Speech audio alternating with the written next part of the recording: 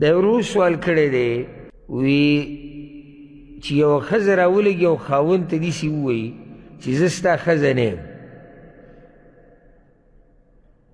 کله داسې کېږي لکه یو ښځه خاوند ته وایي زه ستا ښځه نه یم، زه د سره ستا ښځه یم، غوسه کې کار دی کې خو داسې الفاظ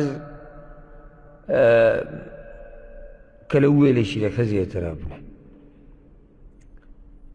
نو د دې الفاظو بس اثر یې او که نه جواب د ښځې دا خبره خاوند ته چې زه ستا ښځه نه یم د دې هېڅ اثر نشته. او غټه مسله موږ څو څو پېرې بیان کړې هغه دا دی چې د ښځې په لاس کې نه طلاق شته نه زهار شته. او که سړی ښځې ته ووایي ته زما ښځه نه یې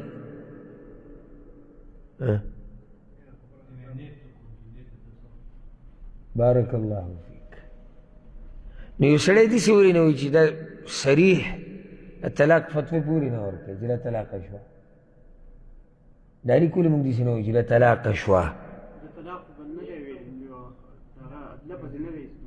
صریح لفظ یې نه استعمال کړی، داسې وایي د الفاظو چې کوم صریح الفاظ دي د طلاق هغه نه دي ویلي، کنایات یې ویلي، او کنایاتو کې د نیت معلومول دي. لکه اوس یو سړی خپلې ښځې ته وایي زه پلار کره، بس ختم، زه پلار کره، دا کنایات دي، دا اراده معلومول غواړي دې سړي. یا یو سړی ښځې ته وایي بیا دې ویننم، کنایات دي معلومول غواړي، بیا دې ویننم څه مطلب وستا؟ یاره وایي زما خو مطلب طلاق و، وایي بیا طلاقه شو، نه وایي زما مطلب طلاق ورکول نو بیا نه طلاقېږي. نو څنګه چې دې ورور وایي چې ده نه به تپوس کوو د نیت چې ته زما ښځه نه یې، څه دې مطلب دی زما ښځه نه یې؟ ځکه چې دا په کنایاتو کې راځي.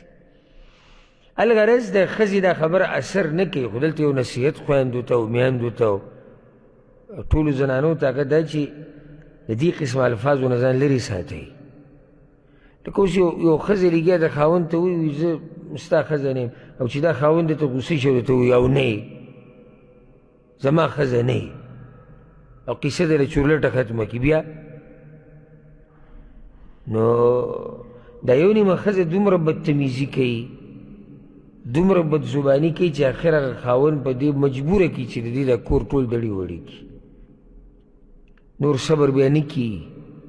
د صبر هم یو حد یې سړی وکړي صبر، ښځه یې پوه کړه، مور پلار ته وله ووایي، ښه په طریقه معمولي ګزارې به کې هم ورکو، ځان یې ترې خفه هم کو، ځان یې ترې جدا هم کو څه وخت دپاره، او بیا به نه پوهېږي. نو یو نیمه ښځه داسې وي چې هغه یا خو تربیت دومره غلط شوی او دغه شان د الله نه نه یېرېدونکي، هغه همیشه د خاوند سره بدزباني کوي. دا نن سبا ډېر عام شوي دي. او یو حقیقت چې ما ورته سوچ کړی دی هغه ده، او په دې به خفه کېږو نه، نن سبا اکثر ټول نه اکثر دا ځوانان هم هغه شان ځوانان نه دي کوم چې پخواني وو. نو هغه چې دا فلمونه وګوري، دا ډرامې وګوري، ټیک ټاک یې وګوري، فیسبوک وګوري، بیا دوی دا پېښې کوي. په دغه پېښو کې به دا ښځه زوروره شي، دی هېڅ هم پاتې نه شي، نه کور کې مقامي، نه په معاشره کې څه قدر او قیمتي. ځکه چې هلته د پېښې د نورو خلکو کولې، یو غریب پکې وښویېدو، نه د دین شو او نه د سادین شو. د سړي یو مقام په کار دی په کور کې، سره د دې چې دی به د دې ښځې او بچو سره محبت کوي، سره د دې چې دی به خوش اخلاقه وي، سره د دې چې دی به نرم خویه، خو د ده به یو روب وي، د ده به یو مقام وي، د ده به یو ځای په کور کې.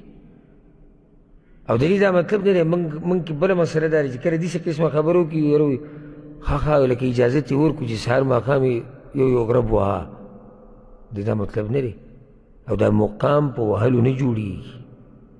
ما تاسو ته ویلې نه دا خبره څوک پېرې نن خو ته ښځه وایې ستا قدر کوي، او چې بوډا شي بیا به دې غربوي، بیا به تا غربوي، ځکه چې هغه تا نه په دې یېرېږي چې ته یې وهې، او چې ته بوډا شي بیا خو ته والی نه شي، نو بس بیا به دغه یو ګوټ کې پروت وي د کور به یو ګوټ کې سوالونه به کوي چې څوک راله ګزار رانه کړي.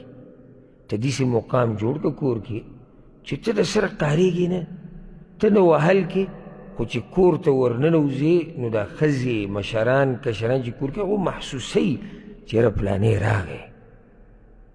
ښځه غلی شي، بچي ستا خبره اوري، مه کوه مه کوه، بس خبره ختمه شوه، ویې که بس خبره ختمه، نه مه کوه مه کوه، لستوڼې ورسره راواړی، مه کوه بیا لوړ ته لاس کوي. دا به روزانه ته دې هغه چل کوې، یعنې روزانه به ته ښځه په مه کوواله پوره کوې چې څو درجه ووایې، یا مه کوه باندې به هله ته راړی چې یو سهولت یې وله ورکړې. دا خو بیا ستا څه قدر نه شي. دا خو اصل کې خبره ده څه ده، د دې زور نه یېرېږي، بس نور خو قدر وله نه کوي. نو خاوند له پکار چې د هغه په کور کې یو مقام وي، او دا مقام په دروند خوی سره جوړېږي. بعض چلونه نه وي، بعض چلونه سړی به چې خبره ته بل ځای ته بوتله خو دا فایده منه. بعض چلونه، بعض خبرې، بعض کارونه اگر کره وایي، خو دا هم ګوره کله نه کله خلک په کور کې یا د ښځې په مخ کې یا د بچو په مخ کې په دې نه کوي چې د ده په سړیتوب باندې دوړه ونه لګي. کله داسې هم سړی کوي. نو ځان نه حکیم جوړ که، هوښیار د ځان نه جوړ که، سوچ کوه چې دې خبرې د لاسه زما لږ یعنې مقام ګډوډ کېږي، د دې خبرې د لاسه زما مقام درنېږي کور کې، نو دې ته پکې سوچ کوه. دا چې سړی سهار ماښام سوشل میډیا وګوري او بیا دا پرېږدی سوشل میډیا باندې څه کېږي او په نټ باندې څه کېږي، دا ټول خزعبلات دي، فحاشي ده، ګناهونه دي، دروغ دي، دوکې دي، حرام کارونه دي. راشه قرآن او حدیث ته د هغې مطابق ژوند تېر کړه، نو ژوند به دې مزیداري سره د عزته. نو دا خاوند چې کله د ښځې سره د حد نه زیات فري شي، د حد نه زیات، او چې کینی بس د کوي دا بس زما د زړه ټوټه ده او که دا نه وه زه به مړ وی. صحیح ده، سړی د ښځې سره مینه کوي، خو لږ ساعت مخکې مه وایي که نه بعض خبرې بعض کارونه څه ټیمه پورې سړی نه کوي، یا څه ځي کې نه کوي چې لږ سړی په دغه کې پاتې شي. هر ځي کې دا زما د زړه ټوټه ده او دا چې څه وځي تیزاب قربانوم او به دا قسمه خبرې به یې ورځو ته دا ښځه وایي زما طلاقه که زه ستا طاقت ګورم، زه ځکه نرې ما طلاقه که. نو د ده نه بیا اسمان لري او ځمکه سخته وي، طلاق ورکولی نه شي، او ښځې وله چیلنج داسې ورکوي که ته نرې طلاق راکه. غلطي د ده ده د اول سر نه چې خبره دې ته راورسېده. نو د سړي خپل مقام دی او د ښځې خپل مقام دی. زنانو له نه دي پکار چې خاوند سره دا قسمه خبرې کوي او دا قسمه الفاظ وایي، بیا به غوسه شي او به وایي چې په رښتیا ته زما ښځه نه یې، نو بیا به څه کوي؟ ځکه دې کې احتیاط پکار دی.